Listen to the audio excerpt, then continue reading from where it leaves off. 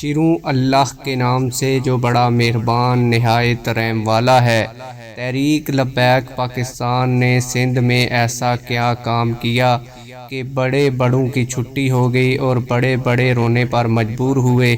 Qadiani lobby بھی رونے پر مجبور ہوئی۔ قادیانی لابی تحریک لبیک پاکستان کے حوالے سے سوشل میڈیا پر اس حوالے سے کیا لکھ رہی ہے۔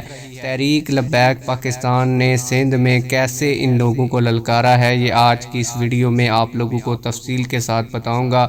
لیکن ویڈیو شروع کرنے سے پہلے آپ لوگوں سے یہی گزارش ہے کہ ویڈیو کو لائک کریں، چینل کو سبسکرائب کریں تاکہ ہماری ہر نئی آنے والی ویڈیو آپ لوگوں تک بر وقت پہنچتی رہے۔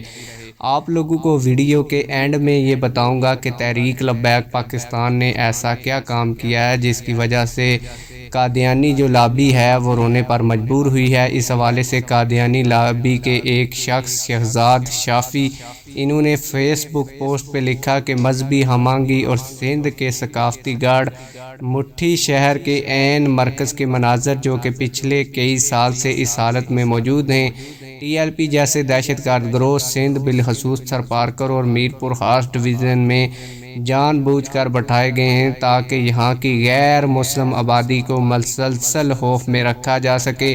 پنجاب سمیت باقی ماندہ ملک میں اس گروہ پر پابندی ہے، مگر تھرپارکر، امرکوٹ، میرپور خاص میں یہ بدماشی کرتے ہوئے نظر آتے ہیں۔ کیا ریاست کی نظر میں یہ لوگ پنجاب اور لاہور کے لیے خطرہ ہیں، جبکہ اس پرامن خطے میں ان درندوں کو کھلی چھوٹ ہے۔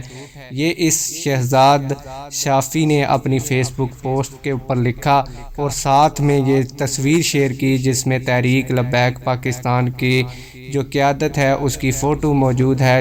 اس کے اوپر تاجدار ختم نبوت لکھا ہوا ہے، جبکہ یہ حدیث بھی لکھی ہوئی ہے انا خاتم النبیین لا نبی بعدی۔